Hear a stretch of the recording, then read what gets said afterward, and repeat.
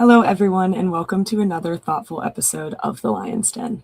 I'm your host, Venezia Leone, and today I sat down with Talita Ferreira, a pharmacist turned entrepreneur whose work sits at the intersection of regulation, global expansion, and business strategy. In our conversation, we talk about how she's built a business helping companies expand internationally, and how regulation, which many founders see as a barrier, can actually be used as a strategic advantage. We get into the mistakes companies make when entering new markets, why understanding culture and local dynamics is just as important as understanding the law, and how to think about expansion in a more structured, intentional way. We also talk about what it takes to build a globally connected business, from partnerships to adaptability to making decisions in environments where information is constantly changing. There's a strong focus in this one on how to approach international growth the right way, especially if you're thinking about expanding beyond your home market. Hope you enjoyed this conversation, and thanks again for tuning in. Hi, Talita. Thank you so much for joining me on the Lion's Den today. Hello, it's a pleasure to be here and to have this opportunity to share more about my experience and how can I connect more people around the world. Yes, absolutely. So your career sits at the intersection of science, regulation, entrepreneurship. What originally pulled you into this regulatory affairs space, and when did you realize it could become a business and not just a function? Yeah, of course. So it's a good question because I'm a pharmacist. So I decided to do a master degree in entrepreneurship because I do like to connect more with other people that is open the mind for the business. And it's the reason that I try to see how regulatory can support the companies to expand their business around the world. So I try all the time to see how we can use the legislation as an opportunity for any product, any business, anything. Absolutely. So at what point did you realize that there was a network of founders who weren't taking advantage of this regulation opportunity that you saw? Like, what was this catalyst for you wanting to share that with, your customers? All the time, what I think when a customer contacts me, what is the opportunity that this legislation can have for their products that they would like to commercialize in their country or in another country. So we need to think that any country has a specific legislation, but also we need an impact on the culture and financial moment. And sometimes we need to think about how it is work with how this product can be an opportunity. And the legislation is the door for it. And it's the reason that I decided also during my career to be a consultant for WTO, the organization, because I could see that I can understand more how the legislation can support the company. Because all the time when you talk about companies, it is people that is from there, right? So it's something that you need to understand how we can connect strategic to the legislation that is published for the health authorities. Yeah. No, I mean, it makes total sense that it would be complicated and always changing. And, I can't imagine doing that every day. So I applaud you for that. Did you see yourself as an entrepreneur when you left the master's, and was that, or did you kind of see yourself as that before and you were trying to figure out where's that niche, where's that expertise that I can sort of offer to the industry? Actually, I realized that I could be an entrepreneur when the pandemic situation happened in the world. So I saw that it was an opportunity that I could connect my knowledge, my experience for more than 16 years in different pharmaceutical companies. And I could not help just one company, but I could help a lot of. So it's the reason during the pandemic situation, 2020, I changed to another country. I am a Brazilian, right? So and I decided to go to Spain to conduct my PhD there, and after to come to US where I live now. So when I decided it opened more how can I connect people, because my basic it is to connect people to do business. Yeah, absolutely. It's a very international story. Like, your experience is international. I like that you're kind of fueled by, the life that you've lived. So one of the things I'm interested in is a little bit more specific on sort of what mistake for the founders of these companies, like what's a mistake that they make when they want to expand internationally, that you find that you're sort of troubleshooting for them, or advocating for them, helping them. What are some mistakes that founders might make? What I can see all the time, that the most mistake that happen, it is when they wanted to go to another country, the people doesn't understand the population, what is their needs, what is the culture, if there's an impact with the religion, because some countries we have, as Middle East, we have it, so we need to analyze in deep. For example, in Latin America, we have more than 20 countries. Most of the country speak Spanish, but in Brazil, just Brazil speak Portuguese, so it's another language. And in most of the case, when people from other countries contact me, okay, I send my product in Spanish because it's okay. No, because it's in Portuguese, because it's necessary. You need to connect with the local population to grow your sales, right? So the most that I can see it is the people didn't study anything and go. So, and when they go, they wanted to achieve a result that is not possible. Yeah. And it's interesting because I imagine that a lot of the interest of these companies to expand, they do want to provide their services accurately to the population. And so, like you were saying, it's still people who want to benefit other people, but it's about figuring out exactly how to do that in a way that's going to be like adopted well, and obviously like result in sales, right? Result in revenue at the end of the day. Yes, of course, totally agree. Because the company is looking for money, right? So it's something that all the time you need to think, how can we do business? How can we can put in the best way the product, but keep the product in the market? Because sometimes it's easy to go to another country, but how you can keep, and how you can grow your sales faster. So at the same, I can see when companies from Latin America can want to go to US and think, okay, I can expand my business from Florida to California. No, each state has a specific legislation. Sometimes it's not possible. So you need to understand in deep how works the country that you wanted to put your business.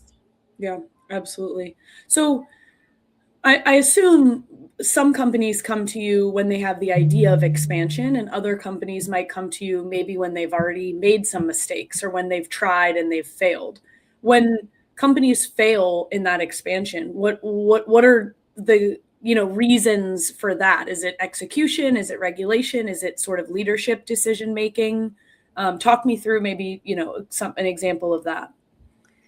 Oh, there are a lot of difference and possibilities, right? Of course. But in the most of the cases, it is a wrong decision. So they didn't do a business plan, a correct business plan, and they didn't do a viability analysis to confirm what is the requirement, what is the cost, how much time, right?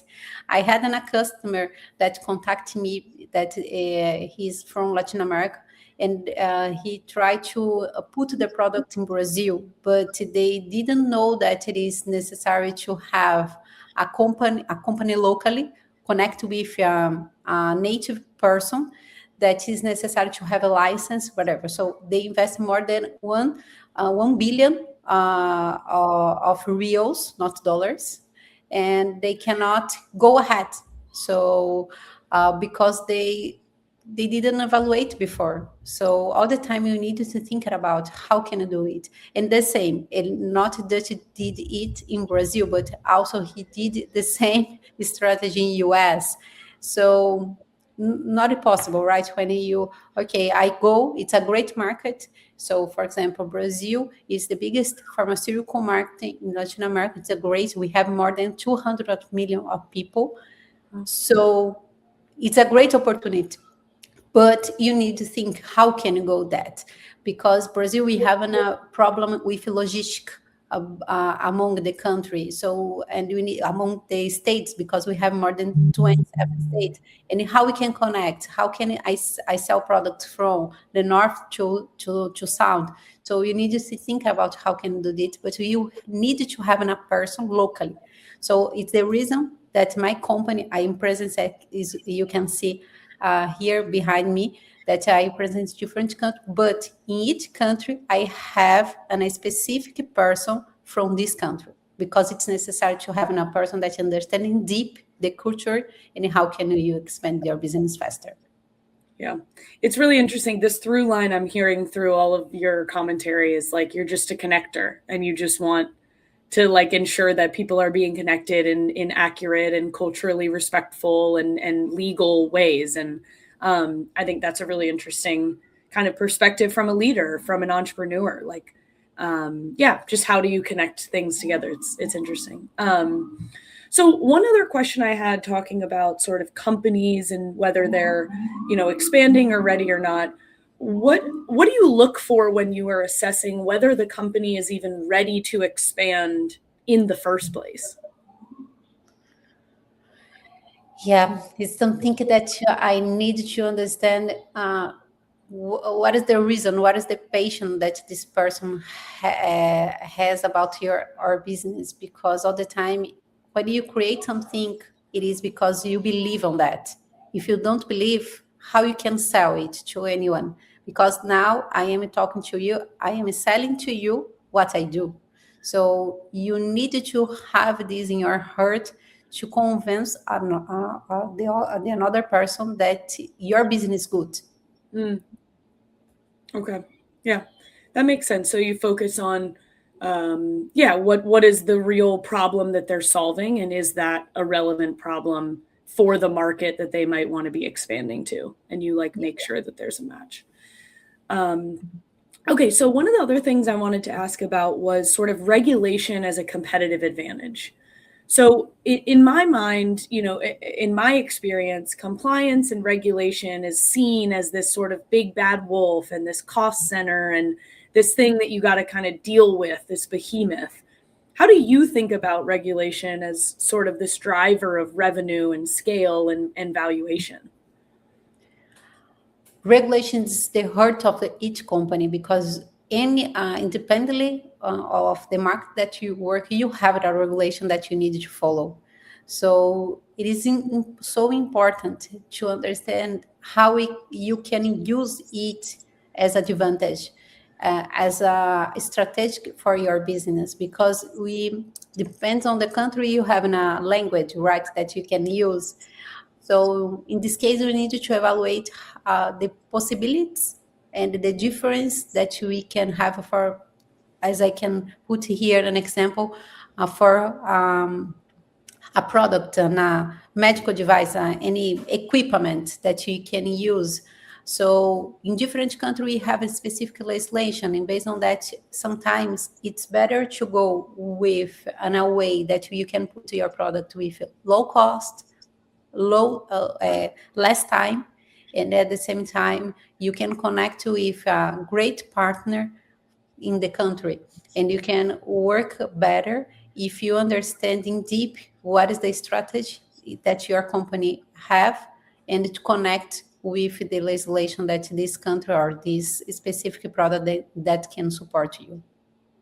So what I heard from that was it could be a competitive advantage of, it's actually not advantageous to go into Brazil. It's advantageous to go into another Latin American country because of X, Y, and Z reasons. You might be the first, or you might, have that patient population might be bigger, or sort of whatever that factor is. It might give you an advantage to enter one market over another.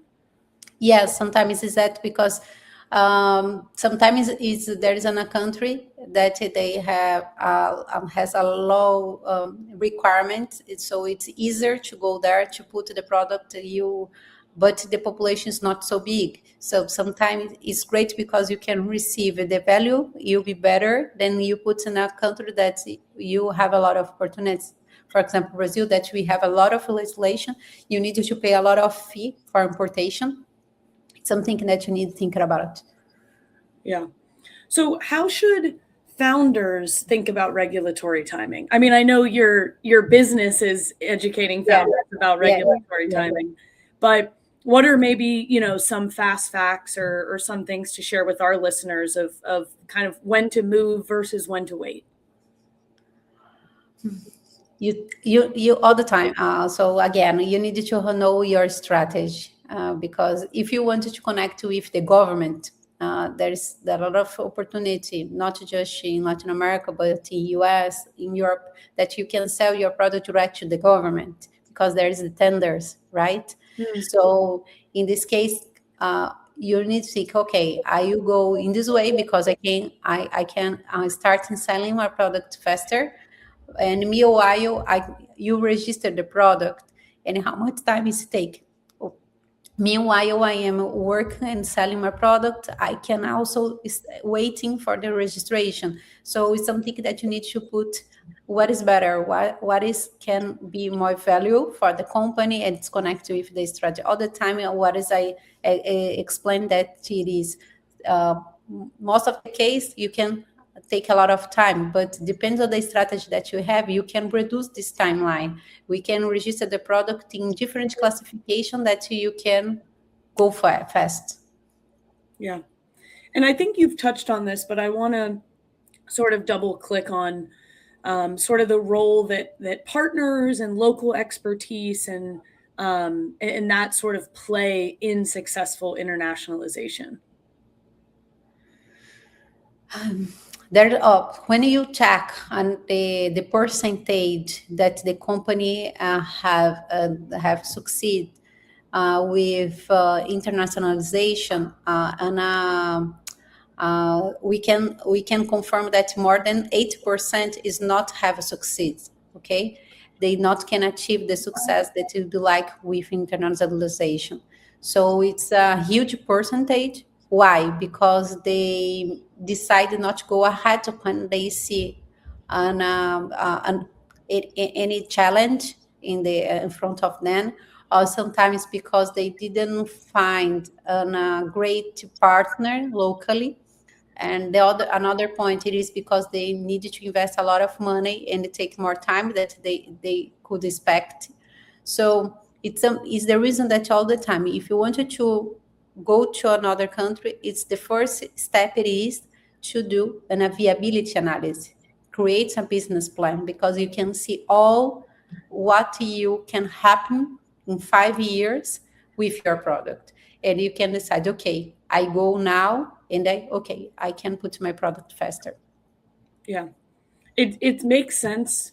I mean, I think in any industry, right, it's advantageous to write your plan down, right? Yeah. Get the facts, get the figures, get an understanding of where you're going. But I imagine in regulation, it's even more critical, more crucial, because you're entering into a space you haven't been in before. You're not just enhancing a product or changing. I mean, you are truly like creating a new marketplace in some cases. So that makes a lot of sense to me, of like the importance of having that plan ahead of time and making sure that the entire company understands and is kind of oriented towards that. Okay, so I want to learn a little bit about you and sort of your entrepreneurship leadership style. It seems like a very complex intersection that you find yourself in of sort of geopolitical, science and business, right? It's kind of all of your expertise is in one. How do you make these sort of high stakes decisions when information is incomplete or constantly changing? Oh, it's something that happens all the time, right? Because we need to think at the best way that you can find the solution. So the information all the time is missing because you need to the health authority in the health sector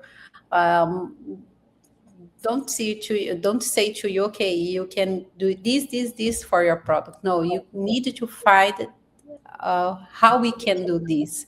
So it's public all the legislation, and you need to find the best way for the business.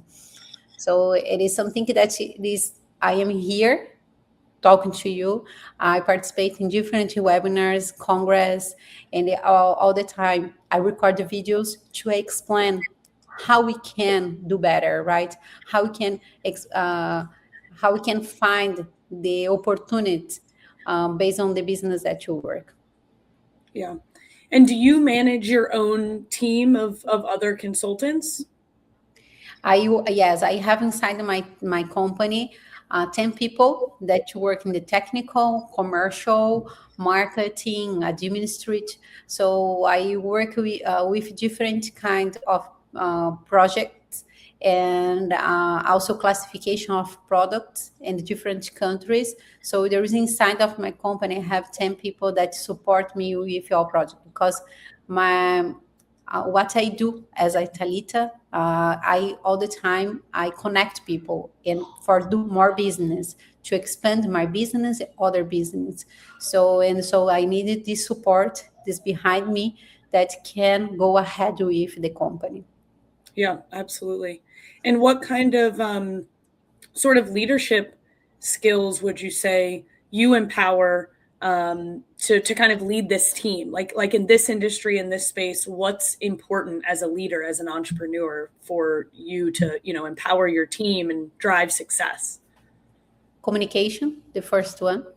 So be in communication with everybody. The second one is to read and study different opportunities, different market, and to understand how the political moment can impact on the market that you are doing business. And the third one is to connect with people from local countries. So from where I want to do business. Yeah. It makes sense that relationships would be sort of the basis for all of that. Have you found that, was it always really easy for you to build those relationships, or were there sort of, roadblocks at the beginning and now it's clear? Or kind of walk me through your journey with that. Oh, now that we have the internet, we are here connected, right? So through LinkedIn, so it's a great platform.